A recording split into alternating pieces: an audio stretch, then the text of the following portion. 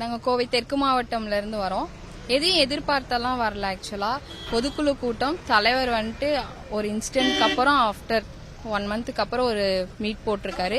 என்ன ஏதுன்றது தலைவர் பேசினதுக்கு அப்புறம் தான் தெரியும். எங்களுக்கு 4 days முன்னாடி வந்துச்சு. எதுவும் கட்சி ஆரம்பிச்சாச்சு, ஒரு பெரிய இன்சிடென்ட் ஒன்று நடந்திருக்கு. ஸோ அதையெல்லாம் பிரேக் பண்ணி எல்லாருமே தைரியமா, தலைவருக்கும் மெயினா தைரியமா இருக்கணும் அப்படின்னு சொல்லிட்டு எங்களுக்கு அவரை ஆறுதல் சொல்லணும். மெயினா எங்களுக்கு ஆறுதல் சொல்லணும். ஏன்னா அவரு ஸ்டெடியா இருந்தாதான் நாங்க ஸ்டெடியா ஒர்க் பண்ண முடியும். இனி எலெக்ஷன் ஸ்டார்ட் ஆயிரும், எலெக்ஷன் ஒர்க் ஸ்டார்ட் பண்ணணும், அவ்வளவுதான். யாரும் நாங்க எல்லாருமே கூடவே தான் இருப்போம். அவர் கண்டிப்பா ஜெயிப்பாரு, அதுல எந்த ஒரு மாற்றம் இல்ல. கண்டிப்பா ஜெயிப்பாரு.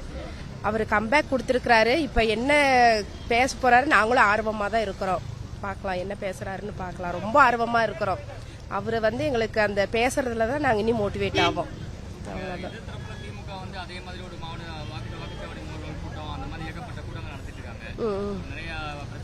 நாங்க அதாங்க, இந்த இன்சிடென்ட் ஆயிருச்சுல்ல, இனிமேல் நாங்க மறுபடியும் ஆரம்பிப்போம். அவ்வளவுதான்.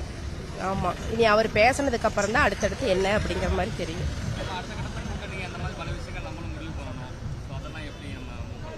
அதுதாங்க, இன்னைக்கு தலைவர் என்ன பேசுறாருன்னு எடுத்துட்டா எல்லாமே முடிவு பண்ணுவாங்க. இந்த பொதுக்குழுவை பொறுத்த வரைக்கும் கடந்த முறை நடந்த போலவே தான் இதுவும் நடக்க போகுது. இதுல நம்ம இப்ப தேர்தலை நோக்கி பயணிக்கிறதுனால, தேர்தலுக்கான நாட்கள் நெருங்கி வந்ததுனால அதை குறித்து தலைவர் வேகமான வேலைகள் செய்ய சொல்லுவாங்க.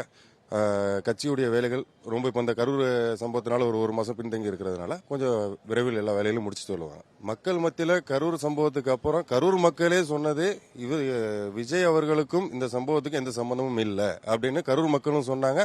ஒட்டுமொத்த தமிழ்நாட்டு மக்களுமே உணர்வுபூர்வமாக உள்ளவர்கள், தெரிந்தவர்கள் அத்தனை பேரும் சொன்னது ஒரே வார்த்தை, விஜய்க்கும் இதுக்கும் எந்த சம்பந்தமும் கிடையாது, இது ஆளும் கட்சியால மட்டுமே தான் நடத்தப்பட்ட ஒரு சதி அப்படின்ற மாதிரி தான் அவங்க சொன்னாங்க.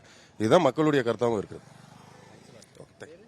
இல்ல, அந்த கரூர் இஷ்யூஸ் அதுக்கப்புறமா இப்போ சிறப்பு பொதுக்குழு தளபதி அவர்கள் கூட்டியிருக்காரு.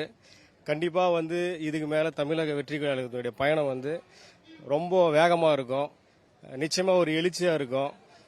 எல்லாரும் எதிர்பார்த்தாங்க அந்த கரூர் இஷ்யூஸ்க்கு அப்புறம் தமிழக வெற்றி கழகத்தை முடக்கணும்னு சொல்லிட்டு சில எதிர்கட்சிகள் நினைச்சாங்க. ஆனா அது நடக்காது. நிச்சயமா தளபதி அவர்கள் இனிமேல் அவரு செயல்படும் முறை ரொம்ப வேகமாக இருக்கும். தமிழ்நாட்டில் அரசியல் ஒரு மாற்றத்தை நோக்கி இருக்கு. கண்டிப்பா நிச்சயமா 2026ல தளபதி ஆட்சி வரும். மக்கள் அதான் எதிர்பார்க்கறாங்க. இப்ப ரீசனா வந்த கருத்து கணிப்புல கூட முன்ன கரூர் இஷ்யூஸ்க்கு முன்பு பின்பு கருத்து கணிப்புல கூட பாத்தீங்கன்னா அதிக பர்சன்டேஜ் தமிழக வெற்றி கழகத்து இருக்கு. இனிமேல் எங்களுடைய அரசியல் பயணம் இதுக்கு முன்னாடி இருந்ததை விட அதிகமாக இருக்கும். திருப்பத்தூர் மாவட்ட கிழக்கு மாவட்ட செயற்குழு உறுப்பினருங்க.